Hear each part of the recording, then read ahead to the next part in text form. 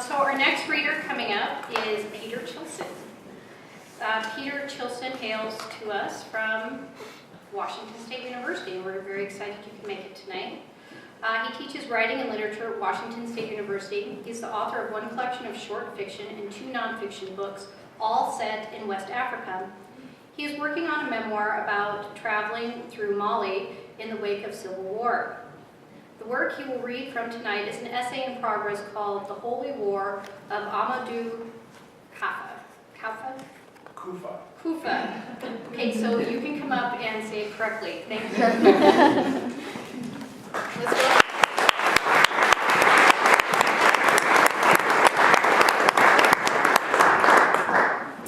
Thank you. Amadou Kufa is a Malian poet and singer who may be dead, may be alive, we're not sure. In his spare time, he runs a jihadist terrorist group called the Masina Liberation Front. Amadou Kufa was always something of a ringmaster provocateur. The afternoon of January 10th, 2013 in Kona, a small fishing port on the Niger River of central Mali, he paraded the streets holding a Kalashnikov rifle against his chest.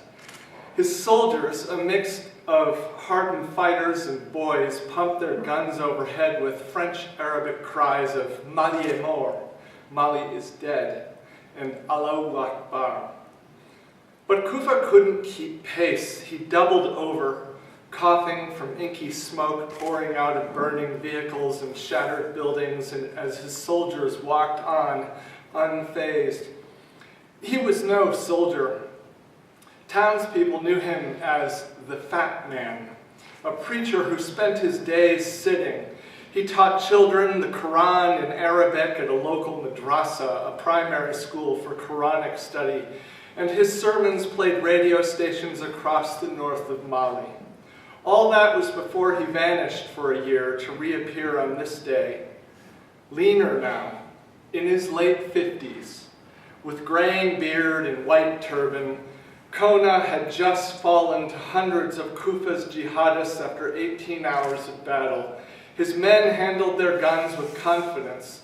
Kufa fumbled with his rifle and finally strapped it across his back, even as he declared himself Sultan of a region of Mali that in the 19th century launched jihads that aspired to rule West Africa. Such conquest was Kufa's aim as well.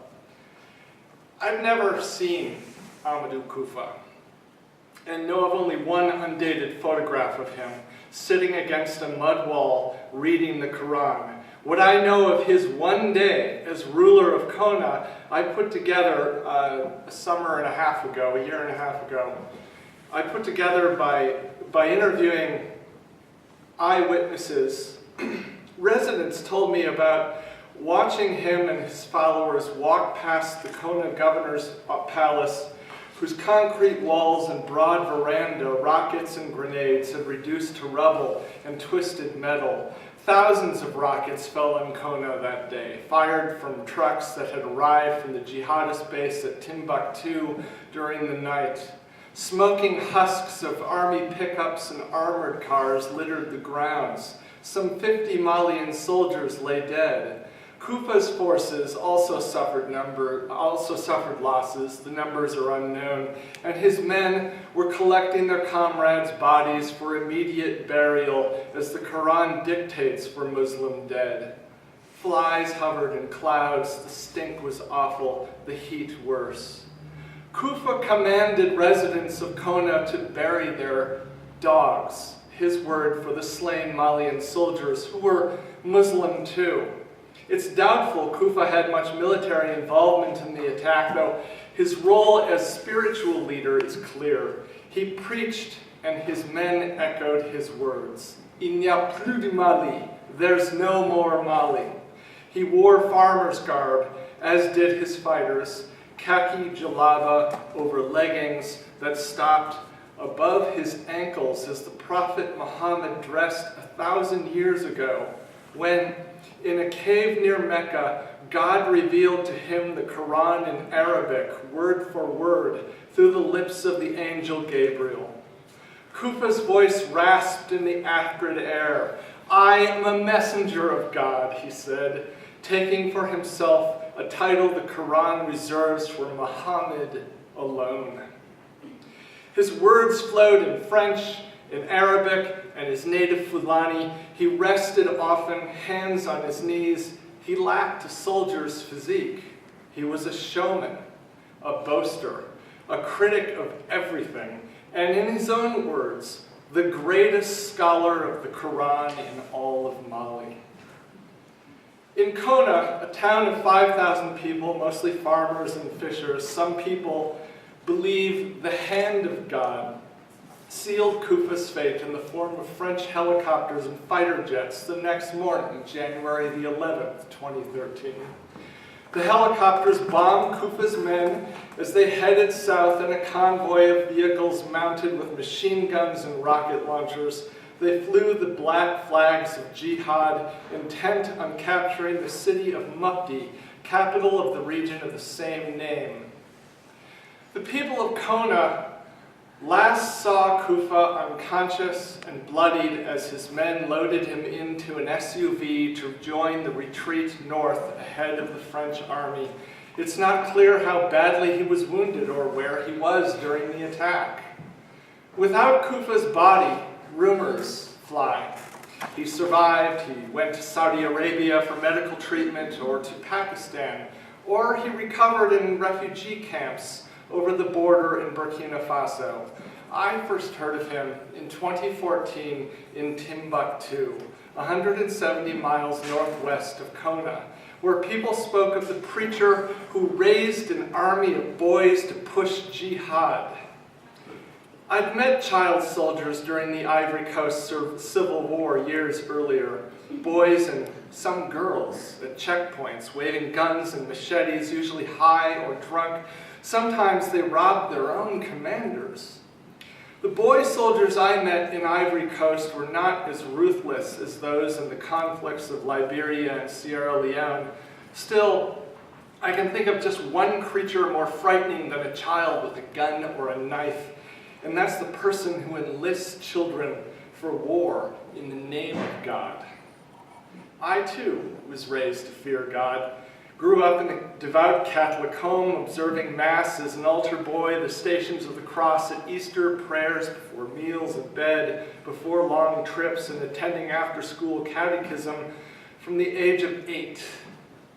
At 17, I rebelled and haven't returned, but over 30 years traveling the Sahel, a narrow savanna that crosses Mali and northern Africa just beneath the Sahara, I found comfort in the rhythm of Islam. Prayer at meals and greetings, before sleeping, giving birth, dying. Every business transaction praises Allah. Days begin with the muezzin's call to prayer in Arabic, language of Islam, repeated 4 more times across the day to keep the faithful away from evil and on the path to God. In harsh desert, the routine calms me, especially in the Sahel's seething cities like Bamako and Dakar, home to millions.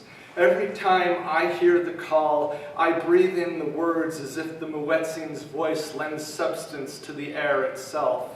For 800 years, since the first Arab merchants brought Islam across the Sahara, through war and famine and colonial rule, this one prayer has awakened every Sahelian village, town, and city, and kept the beat throughout the day until nightfall without fail.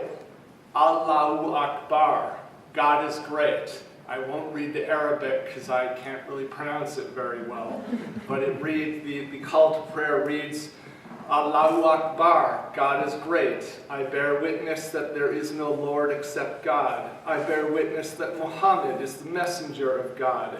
Make haste towards prayer. Make haste towards welfare. Prayer is better than sleep. Make haste towards the best thing. Allahu Akbar, God is great. There is no Lord except God. The muezzin called the faithful to prayer, even as Amadou Kufa walked Kona late that January afternoon, proclaiming that he would bring the pagan state, as he called it, of Mali back to God. And now, dead or alive, Kufa is the spirit of the Messina Liberation Front, the MLF, named for the Fulani-led 19th century jihadist empire of Messina that rose from the province of Mopti, where Kona is located and briefly controlled much of the West African Sahel. The MLF is waging war, guerrilla war in central Mali, sowing landmines, raiding villages and hotels, killing soldiers and uncooperative imams, the men who are caretakers of mosques and who lead prayers. Kufa heads the MLF, though his very life is only a rumor. He's meeting lieutenants in one village, preaching in another. Accounts lack details. People hear him on clandestine radio, though it's never clear from where or when he recorded the broadcasts. As the Malian internet news site Malijet pointed out, Kufa operates from the shadows. So I went looking for him in the pathways of his life around Mopti region, where he lives in the minds of people who revere and fear him, and the Malian soldiers who want him dead. Thank you very much.